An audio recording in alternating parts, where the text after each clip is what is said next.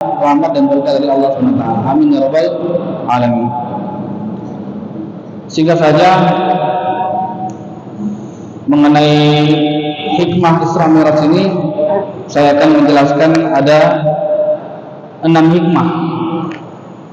6 hikmah yang bisa kita petik dari peristiwa Isra dan Mi'raj. Yang pertama, Isra dan Mi'raj ini termasuk hari-hari besar Islam. Bahkan kalau bapak-bapak, ibu-ibu kita buka di kalender, ada penanggalannya di situ. Yang mana perayaan hari-hari besar Islam ini penting sekali bagi kita untuk melestarikannya. Penting sekali bagi kita untuk melestarikannya. Karena apa? Karena pertama berlandaskan dari firman Allah SWT di dalam surat Ibrahim ayat yang kelima. Allah SWT berfirman, "Wadzakirhum bi ayyamillah." Dan ingatkanlah mereka mengenai hari-hari Allah. Maka para mufassirin mengatakan, menafsirkan ayat tersebut ayyamillah, hari-harinya Allah, yaitu hari-hari di mana Allah menolong hamba-hambanya yang beriman, hamba-hambanya yang saleh, para nabi, para rasul. Dan juga hari sekaligus Allah Subhanahu wa taala menghinakan musuh-musuhnya. Bapak-bapak, ibu-ibu yang dimuliakan Allah Subhanahu wa taala, sesungguhnya perayaan hari besar ini termasuk menghidupkan syiar Islam. Yang mana juga sesiapa saja yang menyiarkan Islam ini, maka itu tanda ketakwaan dalam hati. Allah SWT tegaskan, "Wa may yu'azzim sya'airallah fa innaha min taqwal qulub." Barang siapa yang mengagungkan syiar-syiar agamanya Allah, maka itu berangkat dari hati yang takwa. Mudah-mudahan kita semua yang duduk di sini digolongkan menjadi orang-orang yang bertakwa. Amin ya rabbal alamin. Kalau sudah takwa selesai Bapak Ibu. Kalau orang itu sudah takwa selesai. Masalah-masalah di dunia dia akan mudah menghadapinya, terlebih lagi masalah-masalah di akhirat. Kenapa saya sampaikan hikmah yang pertama kali, yaitu dengan menghidupkan hari-hari besar Islam ini termasuk syiar Islam? Karena ada sebagian golongan yang membid'ah-bid'ahkan acara seperti ini dengan landasan tidak pernah dibuat oleh Rasulullah dan para sahabat. Mereka berlandaskan dengan sabda Nabi, kullu bid'atin dalalah. Setiap perkara yang bid'ah atau baru dimulai tidak ada zaman Nabi itu adalah sesat. Nah, menyikapi hal ini, para ulama kita, ulama-ulama Ahlussunnah wal Jamaah memberikan bantahan. Nah, kalau kita itu dituduh salah, terus kita diam, kita berarti dianggap kalah karena kita tidak punya argumen. Nah, maka para ulama kita, ulama Ahlussunnah wal Jamaah, mereka mengeluarkan pendapat bahwasanya apa yang dikatakan berdasarkan hadis Nabi itu tidak betul adanya penafsiran mereka. Nah, ulama-ulama kita dalam membuat acara-acara seperti ini, mereka berlandaskan dengan hadis Nabi juga, bukan ngarang-ngarang sendiri. Berangkat dari hadis Nabi sallallahu alaihi wasallam, "Man sanna sunnatan hasanatan." Barang siapa yang memberikan contoh yang baik. Man sanna sunnatan hasanatan. Barang siapa yang memberikan contoh yang baik. Nah, bapak-bapak, ibu-ibu, kira-kira kita kumpul-kumpul di sini membicarakan sejarah, dengar selawatan, bersedekah, berkumpul-kumpul menyebut nama Allah, bersalawat kepada Rasulullah, apakah ini tidak baik? Tentu perkara yang sangat-sangat baik. Maka oleh karena itu hadirin yang dimuliakan Allah Taala, penting bagi kita untuk tetap melestarikan hal-hal seperti ini. Jangan sampai kita kalah dengan ahli batil.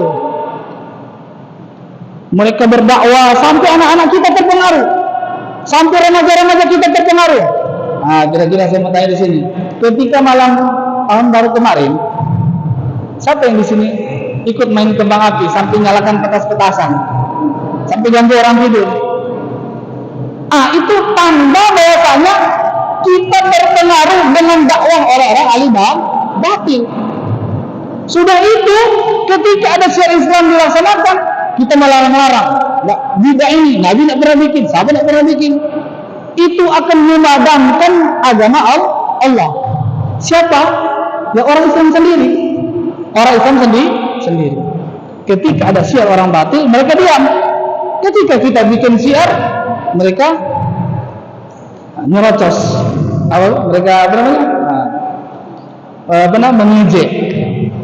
Nah, kali mulia kita tetap istiqomahkan ini sampai akhir hayat, sampai anak-anak keturunan kita, sampai kita sudah tidak ada lagi nanti. Kemudian yang kedua,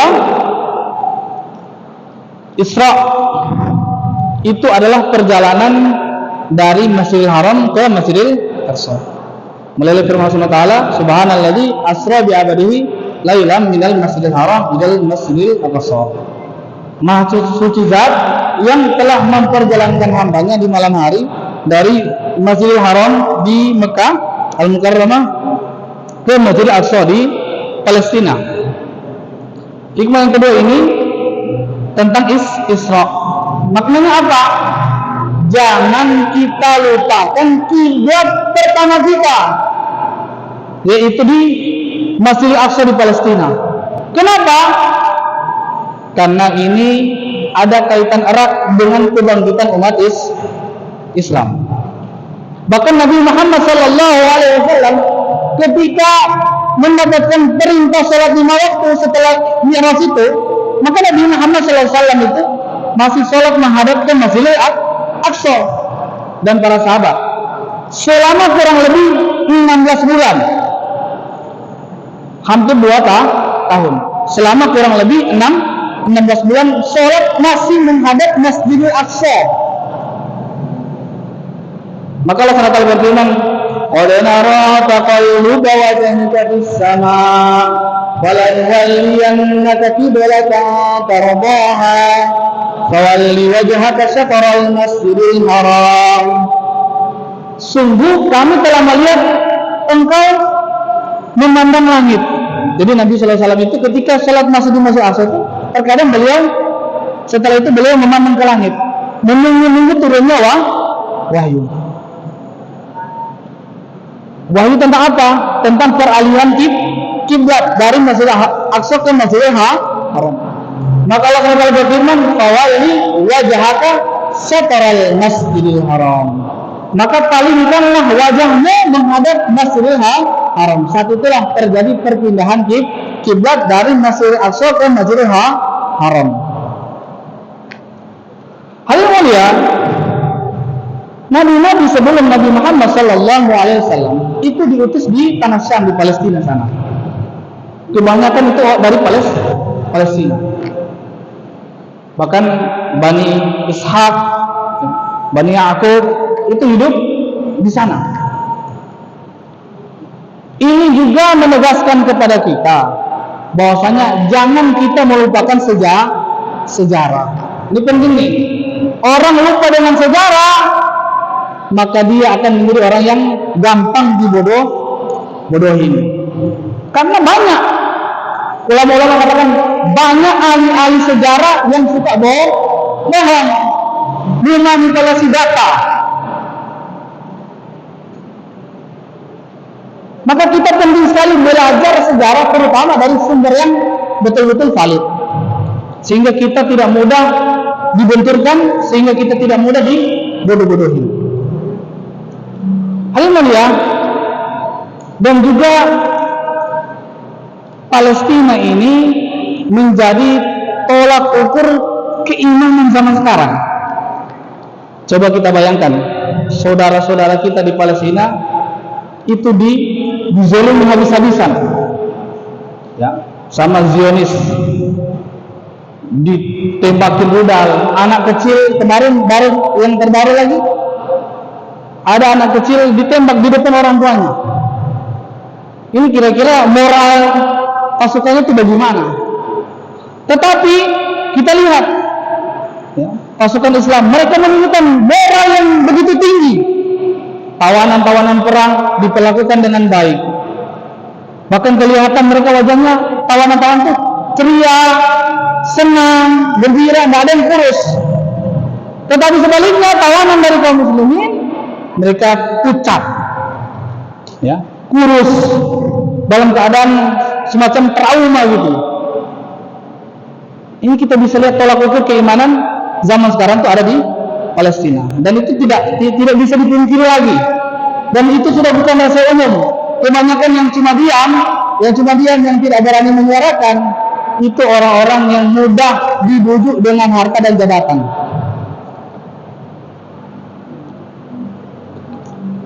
Kita lihat kemarin saya ceritakan mengenai namanya Khalid Nabhan, seorang yang begitu sabar ketika cucunya syahid. Bahkan ketika itu beliau masih setia mengurus anak-anak kaum muslimin, bagi-bagi makanan juga kepada kucing-kucing jalanan. Kemudian beliau main palinggir, main layang-layang buat menghibur anak-anak. Dan beliau pun masih sempat dakwah. Kami menyerukan perdamaian, kami menyerukan gencatan senjata. Mudah-mudahan orang-orang yang telah pergi Allah SWT terima, dan mudah-mudahan kami nanti menyusul bisa bertemu dengan mereka. Akhirnya beliau pun syahid hari ini dalam keadaan senyum. Ini menandakan yang mulia, malaikat-malaikat telah datang memberikan kabar gembira. Allah takhafu wa la tahzanu wa abshiru bil jannati allati kuntum tu'adun. Jangan kamu takut, jangan kamu khawatir, dan bergembiralah kamu dengan surga yang Allah Subhanahu wa taala sediakan buat kamu. Maka tolak ukur keimanan sekarang kalau kita melihat orang Palestina. Sesusah-susahnya kita di sini, kalau kita lihat kesusahan mereka, ya Allah, ternyata susah saya tidak ada apa-apanya. Kita susah di sini, masih bisa ketemu kerabat kita. Kita susah-susah di sini, masih nyaman tidur. Sesusah-susahnya kita di sini masih bisa mencari. Tapi kalau di sana bagaimana? Makanya kita jangan lupakan saudara-saudara kita di Palestina. Don't stop talking about Palestine. Jangan pernah berhenti berbicara mengenai Palestina. Free Palestine. Orang-orang Barat itu gencar sekali, apalagi orang Irlandia, sampai pemerintahnya menyerukan Free Palestine. Jangan sampai kita kalah sama mereka. Yang ketiga, Mi'raj adalah peristiwa Allah SWT mengundang Nabi Muhammad SAW. Beliau berangkat dari Masjid Al-Aqsa ke Sidratul Muntaha. Maka ada seorang ulama namanya Syekh Azam, beliau mengatakan, mengapa kejadian Mi'raj itu di langit? Mengapa tidak di bumi saja? Perintah salat mengapa Allah tidak turunkan di bumi saja?